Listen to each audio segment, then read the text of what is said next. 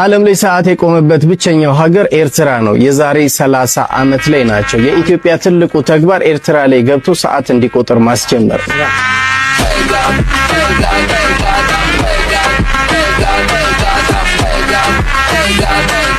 ያስብላል በእውነት ባለፈው አይደል እንዴ አረቦች ምጽዋ የምትባለዋን ከተማ ሲያስጎበኙ ያየሁት። ወና ባዶ ወና ያስብላል። ግን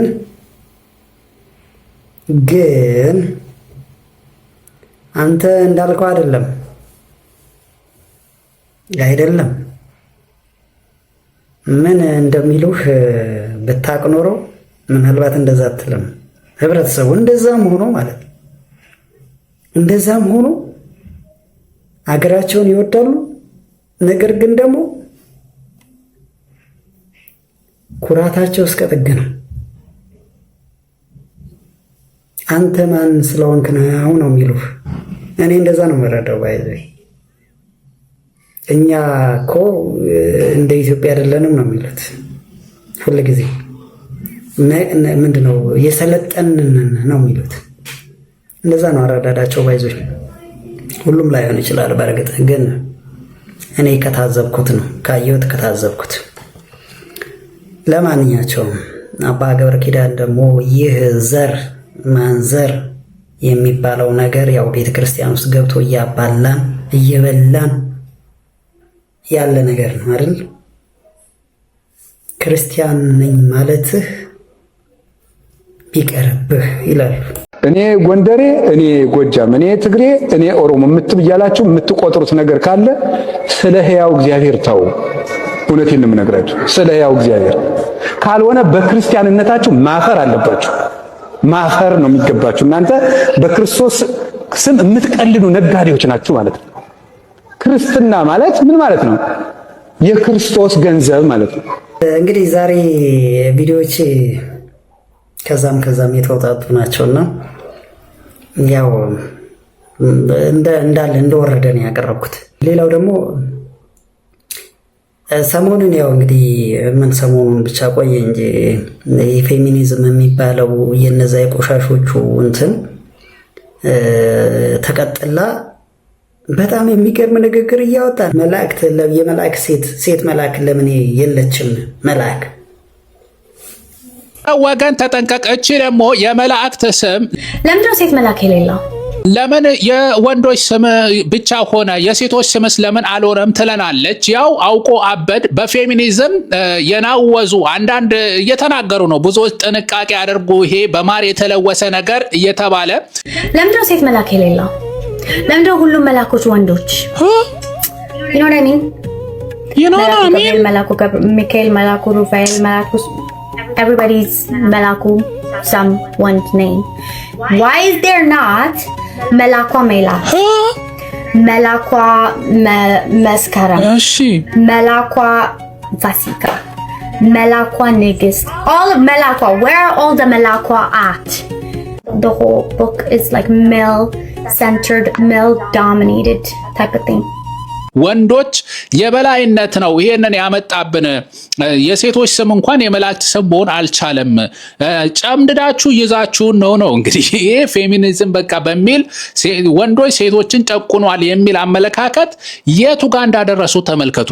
ለጥጠው ወዴት እየጠፉበት እንደሆኑ በእውነት ጥንቃቄ ይደረግ። ያው ይሄ ድፍረት ነው በእውነት። መላእክት ቅዱሳን ክብር ያለው ስለ አጠራራቸው እንኳን ይጠነቀቃል። ቅዱሳን መላእክት የእግዚአብሔር ድንቅ ፍጥረታት አይወልዱም አይዋለዱም ጾታም የላቸውም የተባሉ ክቡራን ንዑዳን የሆኑ ናቸው። ረቂቅ የሆነ በእልፍ አእላፋት የሆኑም ናቸው። ለመመራመርም ከሰው አእምሮ በላይ የሆኑ ናቸው። ቅዱስ ሚካኤል፣ ቅዱስ ገብርኤል ክብር ይግባቸው። አማላጅነታቸው ከሁላችን ጋር ይሁንና የዚች እህታችን ድፍረት ያው መልስ ኮሜንት ላይ አስቀምጡ። እህታችን ታረሚ እግዚአብሔር ልቦና ይስጥሽ። ሌላ ምንም አይደለም። እንደ ሃይማኖቱ አስተምህሮ እግዚአብሔር ልቦና ይስጥሽ ይባላል። ግን ደግሞ ሲጀመር እቺ ልጅ አሁን መልአክ ምን ይሰራላታል? በዚህ አለባበሷ መልአክን ልትጠራስ ስሙን ልታነሳስ ሴት ሆነ ወንድ ስለ መልአክ ለማውራት ድፍረቱ እንዴት ቻለችበት? ድፍረቱ በዚህ አለባበሷ ሲጀመር። ሲቀጥል እንግዲህ ትላንትናም እንዳልኩት ነው፣ ከተፈጥሮ ጋር እየተላተሙ ነው። ከተፈጥሮ ጋር የሚላተም መጨረሻ ላይ አወዳደቁ የከፋ ነው። እንክትክት ነው የሚለው አወዳደቁ የከፋ ነው። ይህ ተፈጥሮ እግዚአብሔር የሰራውን ነገር ነው ትክክል አይደለም። አሁን እኮ ዞሮ ሄደው እኮ አሁን መላእክት ለምን በወንድ አንቀጽ ተጠሩ? ለምን በሴት አንቀጽ አይሆንም ነገር ነው። አይ ሄዳችሁ እኮ መጀመሪያ አሁን ወደ ኋላ ስትሄዱ እኮ መጀመሪያ እግዚአብሔር አዳምን የሰራው አዳም ወንድ ነው።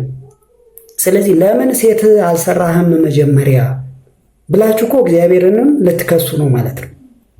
በእግዚአብሔር አሰራር ውስጥ ገብታችሁ ፌሚኒዝም የምትባሉ እናንተ የነዛኞቹ ተቀጥላዎች በጣም የሚገርም ነው። ብቻ ግን እንግዲህ ያው በእርግጥ የጊዜ ጉዳይ ነው። ወደ ሌላኛው የሀገራችን እንቶ ፈንቶ ደግሞ እንባ እስቲ። ወደ ደቡብ ክልል ውስጥ የተፈጸመ ዝርፊያ ነው። በጠራራ ፀሐይ የተፈጸመ ዝርፊያ። እኔ እንደዛ ብዬ ነው የማየው። ባይዘ ከእናቶችና ህጻናት በጀት ተቀንሶ ለባለስልጣናቱ አይፎን 17 ፕሮ ማክስ ስልክ ተገዛ። በደቡብ ምዕራብ ኢትዮጵያ ህዝቦች ክልል ለእናቶችና ህጻናት ጤና እንዲሁም ለስነ ምግብ ከተመደበው በጀት ላይ ተቀንሶ ለባለስልጣናት ዘመናዊ ስልክ ግዢ መዋሉ ይፋ ሆኗል። አዲስ ነገር መረጃ ይፋ ባደረገው የቢሮ ደብዳቤና ደረሰኝ መሰረት ለሁለት አይፎን 17 ፕሮ ማክስ ስልኮች ግዢ በአጠቃላይ 796,000 ብር ወጪ ተደርጓል። ይህንንም ተከትሎ በማህበራዊ ሚዲያ ላይ በርካታ ዜጎች ቅሬታቸውንና ተቃውሟቸውን በመግለጽ ላይ ይገኛሉ። ምን ታስባላችሁ? ሀሳባችሁን በኮሜንት አጋሩኝ። በብልሃተን እንኑር። እናስባለን። ስለዚህ ዝርፊያ በቃ እንዴት ነው እሱ ዝርፊያ የነገሰው? ከእናቶች ከህፃናት ጤንነት መጠበቂያ በጀት ላይ ተወስዶ አይፎን ለባለስልጣናት ቁጥጥር የለም መንግስት። አሁን እኔ ባይዞ ማለት ነው አንዳንድ ጊዜ የታች ያሉ የእነዚህ አስፈጻሚ አካላት ናቸው እንዲህ በሀገሪቷ ላይ እንድንማረር ያደረግነው ብዬ እላለሁ። ግን ሳስበው ደግሞ መንግስት እንዲህ አይነት ነገሮችን የሚፈጽሙትን ጠንከር ያለ እርምጃ ካለመውሰዱ የተነሳ በቃ ምንም ነገር ይሄ ሌብነት መጥፋት አለበት መጀመሪያ። አሁን ይሄ ግድብ ምን ኮሪደር ምናምን ከሚያለማ መንግስት እንደኔ ቁጥር 1 ሌቦችን ቢያጠፋ፣ ሌብነትን እንደ ጸያፍ ነገር። ኤርትራ እኮ በለጠችን በዚህ በእውነት። አሁን ስለ ኤርትራ መጀመሪያ ላይ እንዳለው እንግዲህ ታይም ቆሟል፣ እዛ ምናምን ሰዓት መቁጠር ቆሟል።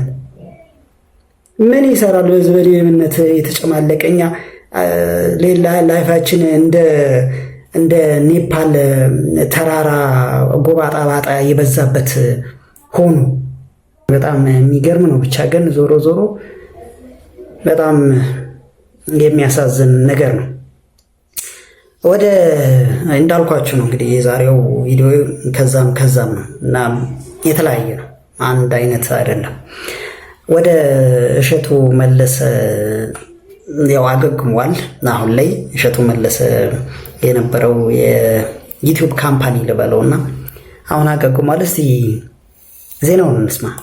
ከመክሰር አደጋ ገግሞ በአንድ ጊዜ በሚሊዮን የሚቆጠር ብር ወርሃዊ ገቢ ወደ ማግኘት የተሸጋገረው እሸቱ መለሰ በዚህ ሰዓት አስደናቂ ለውጦችን አስመዝግቧል። የታዋቂው ኮሜዲያን እሸቱ መለሰ የዩቲዩብ ቻናል ዶንኪቲዩብ በከባድ የበጀት እጥረት ምክንያት ሰራተኞችን ለመቀነስና ሙሉ በሙሉ የመዘጋት አደጋ እንደተደቀነበት ይፋ ማድረጉ ይታወቃል። ይህንን የፋይናንስ ቀውስ ለመሻገር እሸቱ ደጋፊዎቹ በወር $5 ክፍያ የቻናሉ ቋሚ አባል እንዲሆኑ ጥሪ አስተላልፎ ነበር። ጥሪውን ተከትሎ በውጭ ሀገር የሚኖሩ ኢትዮጵያውያን በፍጥነት አባል በመሆን ድጋፋቸውን የቸሩ ሲሆን ዩቲዩብ ተቀናሽ የሚያደርገው ድርሻ ተቀንሶ ቻናሉ በወር ከ2 ሚሊዮን ብር በላይ ቋሚ ገቢ እንዲያገኝ አድርጎታል። ይህ ገቢ ቻናሉ ከቀጥታ ቪዲዮ እይታዎችና ከማስታወቂያ ከሚያገኘው ውጭ ተጨማሪ ዋስትና የሆነው ሲሆን ድምፃዊ ቴዲ አፍሮና ባለቤቷ መለሰት ሙጬ ያደረጉት ዳጎስ ያለ የገንዘብ ድጋፍ እንዲሁም ሌሎች ያደረጉት ድጋፍ እሸቱን ከመክሰር አደጋ እንዲወጣ አድርጎታል። ሀሳባችሁን በኮሜንት አጋሩኝ። ፎሎው ማድረግ ቤተሰብ ሆኖ እሺ። እንግዲህ በጣም ብዙ ነገሮችን ይሰራ ነበር። በጣም ብዙ ነገሮች ለቤተ ክርስቲያን ለተቸገሩት በብዙ ነገር ምንም የማይካታቅ ቢኖር እንዲህ አይነት ሰዎችን ያብዛልን ነው። በጣም ታታሪ ሰራተኛ ነው በጣም እና የተወሰነ ከጊዜ በኋላ ሳስበው ግን ጥያቄ የፈጠረብኝ ነገር አለ። ይህ አብዛኞቹ ወደ 5 ናቸው ቻናሎች አሉት እና አብዛኞቹም ቆንጆ ፐርፎርም ያደርጋሉ ቻናሎቹ። አሁን እንዲህ ዩቲዩብ ቻናል ከሰረ የሚባለው በብዛት ያው ኪሳራ አይባልም፣ ግን እይታ ሲቀንስ ያው ገቢም እንደዛው ይቀንሳል። ስለዚህ እይታ ቀንሶበት ነው። እነዛን ወደ 31 ሰራተኛ ነበረው። እንግዲህ የተለያዩ ቻናሎች ስላሉ ወደ 31 ሰራተኛ ነበረ። እነዛን ለመቀነስ ነበረ እንግዲህ ለመቀነስ እገደዳለሁ ብሎ ከዛን ተረባርበው አሁን እንዲህ አይነት ገቢ ላይ እየደረሰው መልካም እንኳንም ወደ ማገገሙና እነዛ ሰራተኞች ወደ በስራቸው እንዲቆዩ ተደረገ። ይህ መልካም ነገር ነው። ግን ዩቲዩብ ቻናሎቹ እይታቸው ቀንሶ ነው ወይስ የቤት ኪራይ ማለት ምናልባት አንዳንድ ቢሮዎች ተከራይቶ ሊሆን ይችላል፣ ሌሎች ተጨማሪ ወጪዎች ሊኖሩ ይችላልና ምን ነበረ? ግን ምናልባት እንደው ለወደፊቱ ማወቅ ለሚፈልጉ ሰዎች ምናልባት እኔ ያላወቅኩት ሊሆን ይችላል። ግን ከምን አንጻር ነበር መክሰር የቻለው? ቤት ኪራይ ያለ ግብር ምናምን ሊኖር ይችላል። ስለዚህ ቻናሉ ይህንን ነገር ማድረግ ካልቻለ ያው ስለዚህ ሰራተኛ ለመቀነስ የግድ ነው እይታ ሲያጣ ማለት። ከዛ ውጭ ግን ለምን ነበረ ወጪዎቹ ለምን ነበሩ? ለሰራተኛ ማለት ደሞዝ አለ። ከዛ ውጭ ለምን ነበር? ምን አባ ፈልገ ነው የምቀኝነት ነው ምናምን እንዳትሉኝ፣ እኔ እንደዛ አይደለም። ግን በቃ የሆነ ፌር የሆነ ነገር ነው አለ አይደል? መስራት ማመስገንም ካለብን። ምክንያቱም አንዳንድ ቦታዎች ላይ ያው ብዙዎች ሰዎች በሌላ እይታ ስላዩት ነው ያንን ነገር ተንተርሼ ነው እኔም አሁን ለመጠየቅ የፈለኩትና ብቻ ግን ዞሮ እንዲህ በማገገሙ በጣም ደስተኛ ነኝ። እኔ እንግዲህ በነፃ ነው የምናገረው። ለዛ ነው የኔ እዚህ ጋር የምለፈልፈው ለምንም አይደለም። በቃ ግን እውነቱን መናገር ስለምፈለግ ነው። እችኛዋ ደግሞ ሴት እስቲ ወደ ሴፉ ፋንታውን ኢንተርቪው አርጓት በኦንላይን። እቺ ኦንላይን ስትወልድ ባለፈው ከአሜሪካ ላይቭ ብሮድካስት እየወለደች ላይቭ ገብታ ነበር። ስትወልድ ላይቭ እንደዚህ ነው መጥ ብላ ላልወለዱት እያሳየችውን ለወለዱት ምንድነው የምጡን ጥንካሬ ለማሳየት ይሆን ምን እንደው ብቻ ግን የኛ ህዝብ ወገብ ዛሏን ብሎ በደንብ እንትን ብሏት ነበር። የሆነ ተቃውሞ ምናምን ደርሶባት ነበር እና ለወደፊት ምንድነው የምታስቢው ብሎ ሴፍ ያጠይቋታል። እስቲ ምን ትላለች? ካሁን በኋላስ በሚኖረው ህይወትሽ እንዴት ነው? ከዚህ ተነስተሽ ካሁኑ አጋጣሚ ምን አይነት የአቋም ለውጥ ታደርጊያለሽ? እሱ ጥሩ ጥያቄ ነው። ከዚህ በኋላ ሶሻል ሚዲያን በተለይ በቃ በምችለው አቅም ወደ ስራዬ ብዙ ነገሮች አሉ የምሰራበት። ይህን ሶሻል ሚዲያ ባህልን አስተዋውቅበታለሁ። የራሴን ቢዝነሶች ስሰራ ህዝቡ ጋር የምሰራቸውን ነገሮች ማስተላለፍበት እንጂ ብዙ ነገሮቼ በቃ ሁሉንም ኮንተንቴን ወደፊት ቀስ በቀስ እንግዲህ የምታየው ይሆናል። አንተም ሞር ፎከስ አድርጌ ባህልን የማስተዋውቅበት እንዲሁም ደግሞ ስራዎችን አዳዲስ ስራዎችን ይዤበት የምመጣ ፕላትፎርም ነው የሚሆነው። በስራ ቀይር መልካም። በነገራችን ላይ ግን እኔ አንዳንድ ሰዎች ፔን ያው በተለይ ሴቶች ሲወልዱ ያላቸው ምንድነው ህመም በጣም የሰው ልጅ ከሚያጋጥመው ህመም እጅግ ትልቁ ነው። በቃ ምንም የማይተካከለው ነው ይባላል። እና እንግዲህ መቼም ሲጨንቅ ወይንም ደግሞ እንትን ሲል አለ አይደል ሰዎች ሲያዩት የሆነ እንዲህ ብዙ አይነት ባህሪ ያለን ባይዞ ሰዎች የተለያየ ባህሪ ያለን ሰዎች አንዳንድ ጊዜ ምንድነው ሰዎች ሲያዩዋቸው ህመማቸውን የሚካፈሉላቸው ይመስላቸዋል። እንደዛ አይነት በውስጧ የሆነ ባህሪ ዲቨሎፕ አድርጋ ይሆን ወይስ ልክ በእንዝላልነት ይሆን ብቻ የሆነ ለምንድነው እንደዚህ ያረግሽው የሚለው ነገር እንግዲህ እንጠይቃለን እንደ ጥያቄ። ዞሮ እንግዲህ ያው በመጥፎ ጎኑ ብዙ ሴቶች እዛም አሜሪካም ያሉ ወርደውባታል እንደ ጉድ። እንደውም ብዙ ቃል ሁሉ የተመላለሱ ኃይለ ቃል ሁሉ የተነጋገሩ አንዳንድ ሶሻል ሚዲያ ላይ የሚሄዱ አይተናል። ከሌ ማለት ባይ ያስፈልግምና ዞሮ እንኳንም አሁን ወደ ቀልብሽ ተመለሽ። ያው አንዳንድ ጊዜ የኛ ህዝብ እንደው ከማሱ ጋር ተላትሞ ነው የሚመለሰው። እኔም አላውቅም እንግዲህ ከማሱ ጋር የሆነ የምላተምበት ነገር ሊኖር ይችላል። ግን እንደው ያ እንዳይሆን እጸልያለሁ በተቻለ አቅም። እቺ ታብታባ ምላሴ ከማሱ ጋር ከማሱ እንዴት እናመልጣለን? ማሱ ማሱ ራሳችን ላይ ከተማሰ ከባድ ነው። ስለዚህ ለዛሬ ያለኝ አጠር ያለች ቪዲዮዎች ናት። አመሰግናለሁ። ተከታተሉኝ። ላይክ ሰብስክራይብ ያደርጋችሁ ግን ለምንድነው ፎሎ ማታረጉኝ? እስካሁን ስንት አለኝ? 870 ምናምን ስንት 2 ወር ምናምን በላይ ቆየሁኝ። በቃ የኔ ኮንተንት አይጥማችሁ ማለት ነው ወይ? ሰብስክራይብ አድርጉ እስቲ፣ ሰብስክራይብ አድርጉ። እያሻሻልኩ ሄዳለሁ። ያው ይሄንን ፕላትፎርምም ስለማላውቀው ነው፣ በነገራችን ላይ በደንብ አላውቀውም፣ በደንብ ማውራትም አልችልም እና እየለመድኩት ይሄዳለሁኝ። እንደውም ከመጀመሪያ ከምለው አሁን የተሻለ ይመስለኛልና አበረታቱኝ። አልችልበትም፣ ያው አበረታቱኝ። አመሰግናለሁ።